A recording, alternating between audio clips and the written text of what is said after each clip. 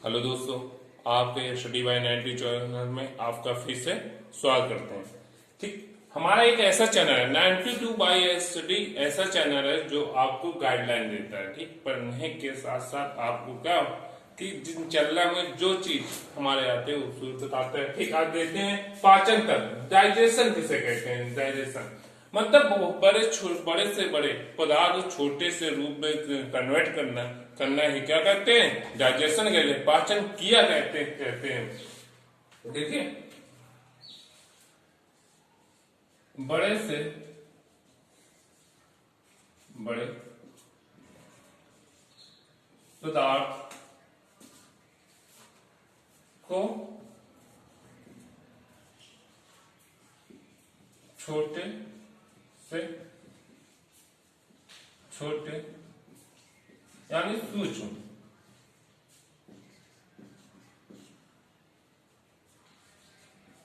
रूप में करना डाइजेशन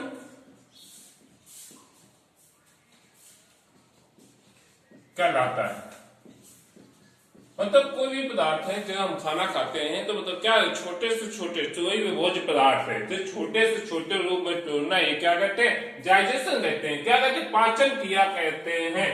मतलब छोटे से छोटे पदार्थ, छोटे से छोटे रूप ही डाइजेशन कहता है। हमारा जब भोजन खाते हैं कि हम जब भोजन खाते हैं तो क्या होता है कि ग्रास नलिका द्वारा जब जीभ में मतलब दांतों में से तर्ण द्वारा मतलब जब खाना खाते हैं मुंह में, ठीक, तर्ण द्वारा भोजन को इधर उधर किया जाता है। मतलब यहाँ पर क्या होता है, जीभ होती है, मुंह होता है यहाँ से।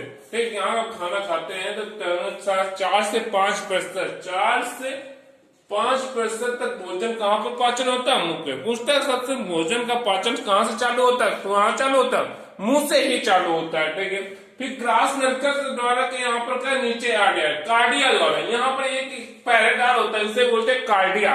क्या बोलते हैं, कार्डिया। कार्डिया नाम पैराडार होता है जो मतलब कि खाना तो खाते हैं, इधर तो आ तो जाता है अंदर। जैसे ही अंदर आता है स्टोमच मतलब मासे में जैसे ही आ जाता है तो कार्डिया द्वारा ऐसे उसका पैरादार होता है कि भोजन को ऊपर जाने से रोकता है। लेकिन कभी भी आपने देखो पलटी होती है तो प्रेशर का तो उदाहरण आपने जी में चलाने लगता है, इसी कारण आपको पलटी होती है।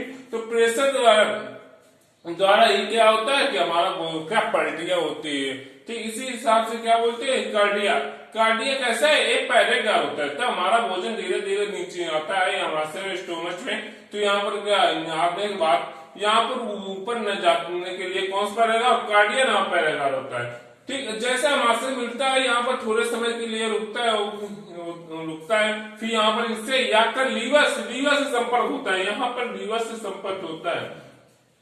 अब लीवर जैसे ही संपर्क होता है तो यहाँ पर HCl नामक हाइड्रोक्लोरिक अम्ल होता है। क्या होता है, हाइड्रोक्लोरिक अम्ल होता है, जो हमारे जैसे कोई भी जैसे खतरनाक चीजें खा जाते हैं कीड़े, तो यहाँ पर क्या छानता है, मतलब छन्नी का काम करता है। ये क्या छन्नी का काम करता है, उसे मतलब उसे क्या बोलेगा, उससे मतलब कि इधर उधर खाद्य पदार्थ जो इधर उधर चीज खा जाते हैं खराब चीज जैसे, तो वो क्या थे इधर बाहर करता है। तो ये कौन से यकृत में भी जाता है और क्या पंचरेश में अन्नाशय में होते हुए हमारा भोजन कहाँ पर आता है, छोटी आंत में होते हुए छोटी आंत में आता है।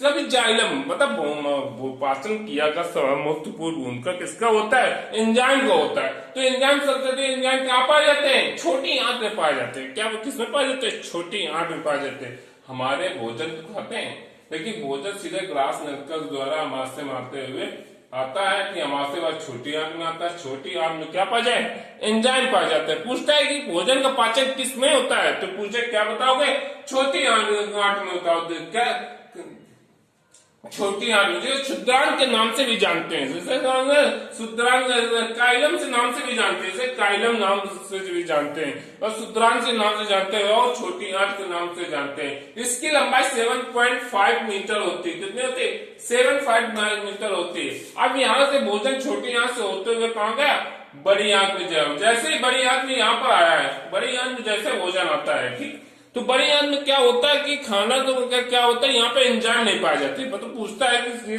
शरीर के किस अंग में एंजाइम नहीं पाया जाता, तो सबसे किस अंग में नहीं पाया जाता है, बड़ी आंत ऐसा है जिसमें भोजन को पाचन तो होता है, लेकिन इसमें क्या नहीं होता है, एंजाइम नहीं पाया जाता। अब एंजाइम नहीं पाया जाता, भोजन का पाचन भी नहीं होता, क्योंकि भोजन का पाचन का मुख्य भूमिका किसका होता है, एंजाइम का होता है। अब एंजाइम का पाचन हुआ तो किसमें हुआ, बड़ी आंत में हुआ।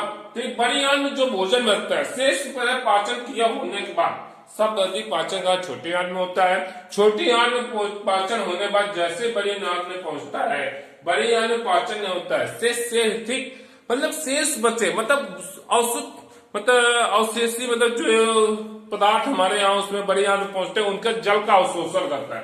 तो बड़ी आंत हमारा क्या काम होता है, जल का अवशोषण करना होता है। और शेष बचे मतलब कोई भी चीज बची, मतलब जैसे पोषक तत्व जो बचे उसको अब्जॉर्ब करना, जो हमको पोषक तत्व उसमें बड़ी आंत छोटी आंत में पड़ी उसको क्या अब्जॉर्ब कर लेना है। फिर उसके बाद क्या होता है कि जैसे ही बड़ी आंत में आता है तो मतलब कि इसके जल का अवशोषण किसमें होता है, बड़ी आंत में होता है। और खाना का पाचन या भोजन का पाचन किसमें होता है, छोटी आंत में होता है। अब पूछते हैं छोटी आंत और बड़ी आंत की लंबाई कितनी होती है, तो छोटी आंत की लंबाई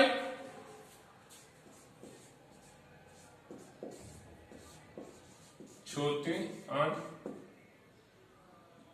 और बड़ी आंत, बड़ी आंत सीधा लिखते हैं, बड़ी आंत। अब छोटी आंत की लंबाई कितनी होती है, 7.5 होती मीटर होती है, लेकिन इसकी कितना होता है, कितना 1.5 मीटर क्या होती है बड़ी आंत की लंबाई। लेकिन अगर मोटाई पूछ लेता है तब, अगर ये मोटाई पूछ लेता है कि मोटाई कितनी होती है, मोटाई होती है 4.7 सेंटीमीटर होती है। जहां पर ये देखना हमने कहा ये मोटाई कितनी होती, ग्रास नलिका की मोटाई कितनी होती, छोटी आंत की मोटाई कितनी होती है, तो क्या बताओगे, अगर यहाँ छोटी आंत या बड़ी आंत की लंबाई मोटाई पूछते तो कितने थे, 7.5 होते, कितने होते, ठीक है। अब देखिए यहाँ पर क्या हुआ कि हमने यहाँ पर देखिए छोटी आंत और बड़ी आंत, छोटी आंत और बड़ी आंत बीच में अगर अनुपात पूछते तो कैसे बताएंगे, बड़ी आंत अनुपात कितना, अगर छोटी आंत की लंबाई कितनी 7.5 मीटर और कितनी होती है यहाँ 1.5 मीटर।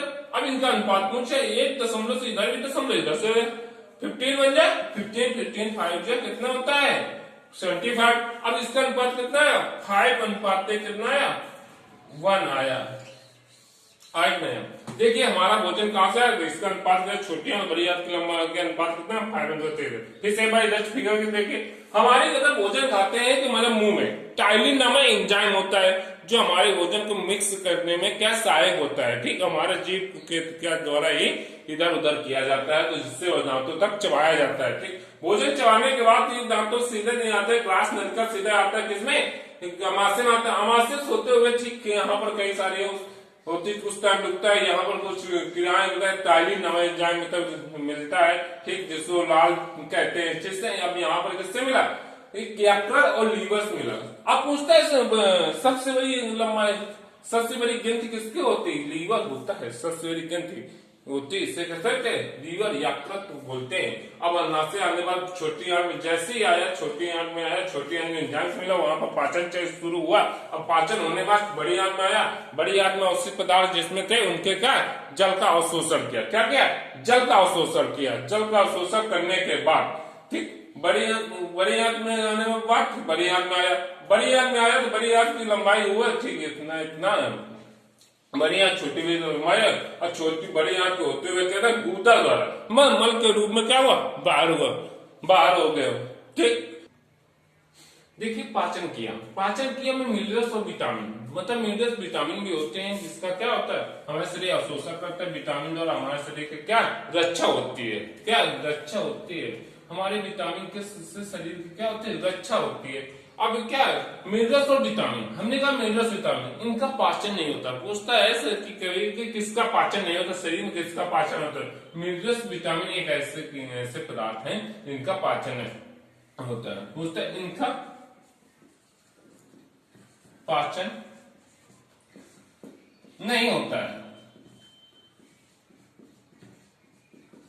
नहीं होता है। मतलब किसका पाचन नहीं होता, पूछता है शरीर में किसका पाचन नहीं होता, तो मिनरल्स और विटामिन का पाचन शरीर में नहीं होता, क्योंकि ये क्या कहते हैं, सूक्ष्म पोषक तत्व होते हैं, क्योंकि सूक्ष्म पोषक तत्व होते हैं, क्योंकि ये सूक्ष्म पोषक तत्व होते हैं। क्या होते हैं, सूक्ष्म पोषक तत्व होने के कारण इनका क्या होते हैं, क्योंकि इसी कारण के क्या होते हैं, इनका पाचन नहीं होता है, क्योंकि इनका शरीर क्या होता है, सीधे होते हैं, इनका शरीर सीधे अवशोषित करता है, क्या करता है, अवशोषित करता है।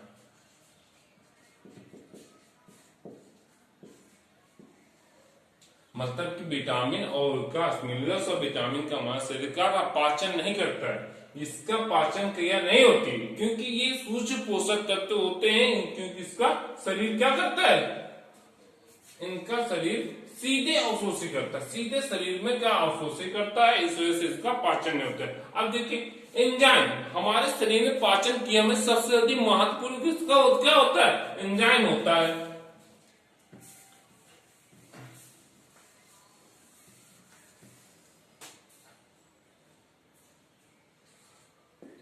एंजाइम, हमने कहा एंजाइम मतलब हमारे शरीर का सबसे पाचन क्रिया में सबसे महत्वपूर्ण उनका किसका होता है, एंजाइम का होता है। तो सबसे पाचन क्रिया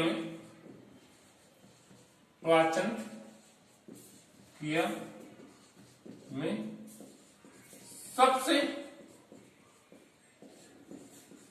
महत्वपूर्ण भूमिका होती है, किसकी होती है, पाचन की क्रिया की सबसे महत्वपूर्ण किसकी होती है, एंजाइम होते हैं। एंजाइम होते कितने होते हैं, कई प्रकार के एंजाइम होते हैं, हमको उतना नहीं पढ़ना। हमारे पाचन क्रिया में कितने भी एंजाइम होते हैं, सहायक होते हैं पाचन के लिए, हमारे शरीर के लिए कितने एंजाइम आवश्यकता पड़ती है, तो कितने एंजाइम आवश्यकता पड़ती है, 3। तो वह पाचन के लिए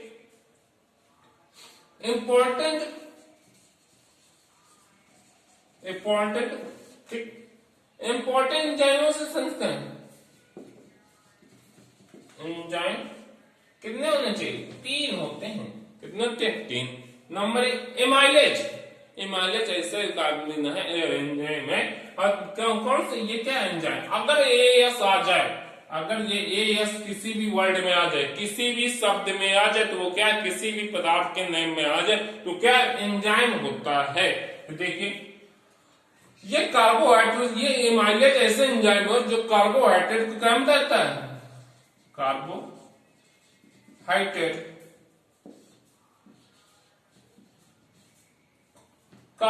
को क्या करता है, ग्लूकोज में चेंज करता है, क्या करता है, ग्लूकोज में चेंज करता है। हमारा मतलब एमाइलेज ऐसे एंजाइम है जो ग्लूकोज में चेंज करता है। हमने अभी बताया ASE आ जाए तो कैसे, क्या ये एंजाइम है, क्या है, एंजाइम है, सॉरी ये क्या है, एंजाइम है। अगर AS लास्ट में आ जाए तो एंजाइम के नाम से जानते हैं। अच्छा एंजाइम आते, अच्छा लाइपेज ऐसा क्या है, लाइपेज क्या है, एंजाइम है, क्या है, एंजाइम है। लाइपेज क्या है, एंजाइम है। ये वसा मतलब फैट, मतलब क्या, फैट वसा। ये हमने क्या बोला अभी, ASE आ जाए तो क्या होता है, एंजाइम होता है। तो क्या एंजाइम है, ये क्या है, लाइपेज नामक एंजाइम है जो हमारी वसा को क्या चेंज करता है, वसी अम्ल में चेंज करता है।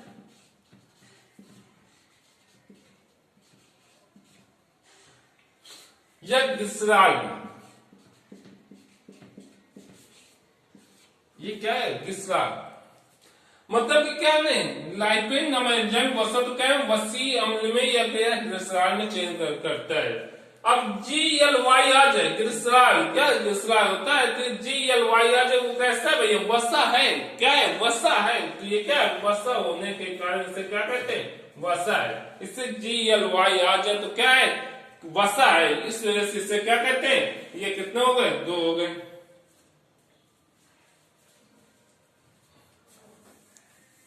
देखिए हमने बताया प्रोटीन, प्रोटीन हमारे जब हमने कहा E आ जाए तो क्या है, एंजाइम होते हैं। अगर प्रोटीन एंजाइम आता है तो प्रोटीन को एम चेंज करता है। ये प्रोटीन को किस में चेंज करता है, प्रोटीन को ये क्या कहते हैं, एमिनो एसिड में चेंज करता है, एमिनो एसिड में चेंज करना। प्रोटीन हमारे एंजाइम के चेंज करता है, प्रोटीन हमारे एंजाइम के एमिनो एसिड में चेंज करता है। एमिनो एसिड क्या करता है, और क्या करता है, ये कोशिका की मरम्मत करता है। ये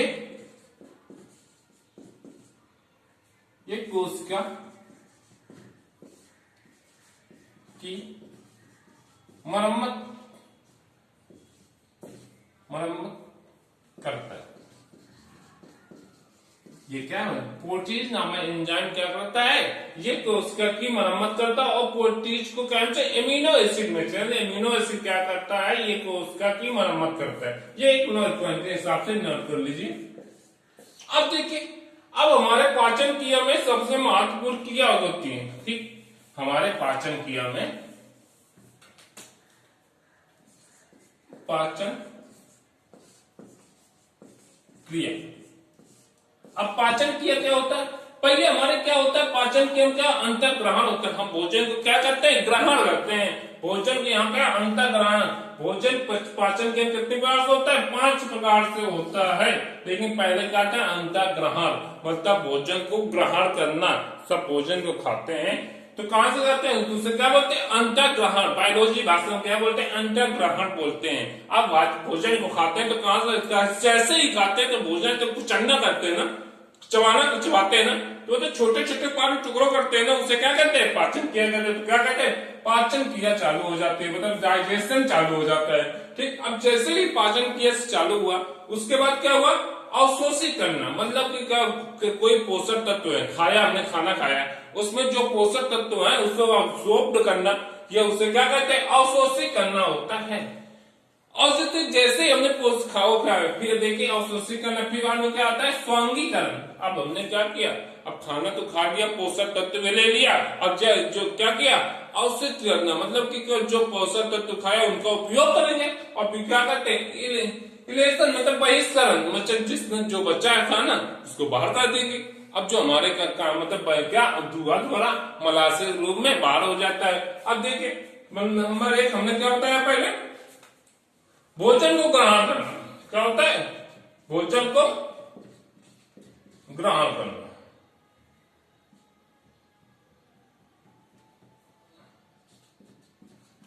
भोजन को ग्रहण किया हमने, भोजन को पहले क्या किया, नंबर 1 हमने क्या बताया, भोजन को ग्रहण करना। पहले हमने क्या होता है, भोजन को ग्रहण करना, पहले पाचन ग्रहण, मतलब क्या, भोजन को ग्रहण किया। और नंबर 2, अब भोजन को ग्रहण किया तो क्या क्या, पाचन किया था, तो पाचन करना। अब यहाँ पर क्या हुआ, पाचन क्रिया प्रारंभ हो गई। इसका क्या होता है, पाचन, मतलब क्या, पाचन क्रिया चालू हो गई। अब देखिए तीसरा नंबर,